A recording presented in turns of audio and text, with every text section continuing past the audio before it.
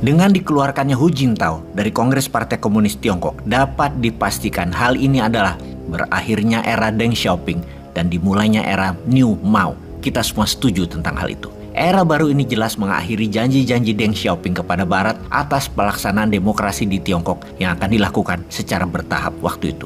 Untuk hal ini kita jelaskan apa yang terjadi di sejarah awal di mana strategi Deng Xiaoping yang membuat Tiongkok menjadi negara ekonomi nomor 1 di dunia adalah kita menarik mundur hingga tahun 70-an di mana Deng Xiaoping baru menjabat. Dia menjalankan apa yang dirinya janjikan ke Henry Kissinger, mantan Menteri Luar Negeri Amerika yang akan membawa Tiongkok menerima demokrasi agar menjadi keterbukaan dalam bernegara secara bertahap hingga 40 tahun setelahnya. Dan itu semua diperkirakan hingga tahun 2020 ini. Misalnya akan ada pemilihan wali kota secara langsung dan sejenisnya. Karena janji tersebut, pihak Barat mulai memberikan akses ekonomi ke Tiongkok, termasuk mengizinkan menggunakan MMT dalam ekonomi Tiongkok sejak tahun 80-an. Dan puncaknya, gigi 5 gaspol. Semenjak peristiwa Tiananmen di tahun 89, Tiongkok menggunakan MMT secara penuh. Permainan indah dua kaki Tiongkok ini dalam dan luar negeri awalnya tidak dianggap oleh pihak Barat sebagai ancaman, hingga puncaknya di tahun 2008 dan tertinggi di masa Hu Jintao di tahun 2013, di mana ekonomi Tiongkok melompat jauh dan menjadikan Tiongkok negara produsen serta berani menantang geopolitik hegemoni Barat. Ini mengejutkan dunia, bahkan bisa mempesona banyak pejabat dunia untuk bermitra takluk pada Tiongkok. Kita ke sejarah pejabat tertinggi Tiongkok. Setelah Deng Xiaoping, maka jabatan tertinggi selama 2 periode yang menjabat adalah Jiang Zemin yang terus menjalankan kebijakan ekonomi yang dilanjutkan oleh Hu Jintao yang juga merupakan murid Deng Xiaoping. 2 periode Hu Jintao menjabat dari tahun 2003 hingga 2013. Juga sama, menjalankan kebijakan ekonomi terbuka dan pro swasta lokal. Sampailah sekarang masa Xi Jinping yang mempunyai strategi akan membuat Tiongkok pusat dunia dengan mengikat lebih dari 70 negara dalam BRI atau Belt Road Initiative. Dan untuk menjadikan Tiongkok pusat dunia, maka rencana besar Xi Jinping adalah menjadikan dirinya pemimpin tertinggi Tiongkok seumur hidup. Desain awal di masa jabatan Xi Jinping adalah membantai para koruptor dengan menghukum mati yang semuanya adalah lawan politiknya yang memang korupsi. Sebuah strategi pintar dari Xi Jinping. Kemudian di tahun 2018, Xi Jinping mengubah konstitusi partai. Pejabat tertinggi bukan hanya 2 periode, tetapi tidak terhingga. Dan ini sesungguhnya melawan cita-cita Deng Xiaoping dan menantang hegemoni Barat ke puncak tertinggi. Namun Xi Jinping bukan singa ompong. Dijadikan dirinya ketiga kalinya menjadi pemimpin tertinggi Tiongkok. Siapa yang berani lawan? Kembali ke informasi, diusirnya mantan pemimpin tertinggi Tiongkok yang juga merupakan pembuka jalan Xi Jinping jadi pemimpin Tiongkok. Mengapa Hu Jintao yang dipertontonkan keluar ruangan kepada publik dalam kongres ini?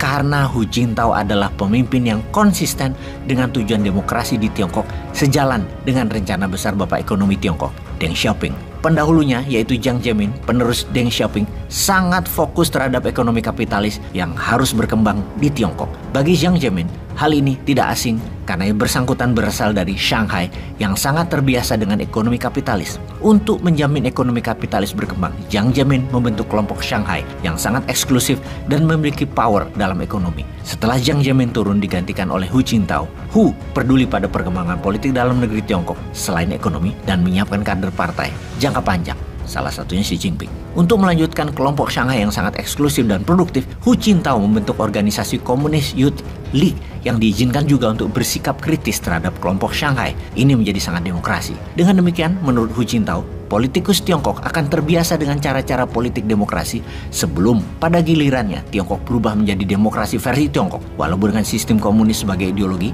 menjadi bangsa yang besar.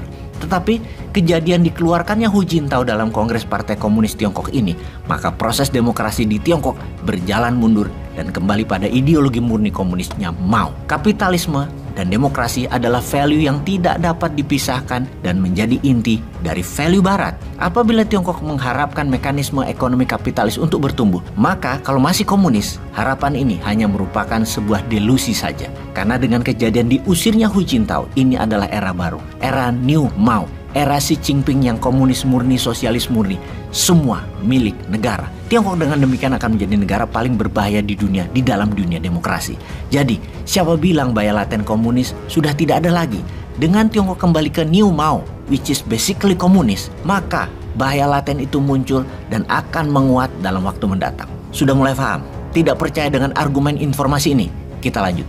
Sesungguhnya, kapitalis dan komunis itu ibarat air dan minyak yang nggak mungkin menyatu. Kapitalis yang sehat itu harus berdasarkan pasar atau market. Sementara komunis menganggap pasar itu gagal, jadi negara harus turun tangan sebagai satu-satunya perencana ekonomi atau central planning. Di sisi kapitalis, pasar berfungsi dengan baik jika sistem politiknya demokratis.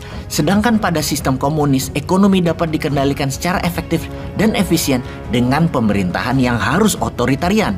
Sekali lagi kita perhatikan, ketika pemerintahan menjadi otoritarian dan mau menjabatnya lama, maka pasti ekonomi tidak akan bebas lagi dan tidak mengikuti pasar dan akan membawa sebuah pemerintahan seperti di ujungnya, USSR atau Uni Soviet bubar.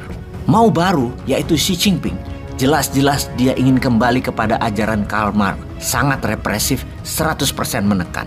Indonesia bagaimana? Sudahlah, Indonesia harus mengambil peluang ini semua untuk tidak lagi mendekat ke negara komunis. Stop jadi kolaborator Tiongkok, juga stop takluk pada Amerika dan dolar, juga stop hutang. Informasi ini sangat berlawanan dengan pendapat Francis Fukuyama yang bukunya The End of History dan The Last Man yang berkesimpulan komunis telah hancur dengan rubuhnya tembok Berlin dan bubarnya Uni Soviet. Yang ada hanya kapitalisme. Ternyata dia salah besar. Hal ini dibahas dalam event Hudson Institute beberapa minggu yang lalu. Pertanyaan berikutnya, apakah doktrin George Kennan tentang Cold War akan dipakai kembali sebagai basis perlawanan Barat? Masih pertanyaan besar. Yang pasti saat ini adalah era generasi muda Tiongkok nangis Bombay kan akan kembali ke zaman Mao. Party is over now, bro.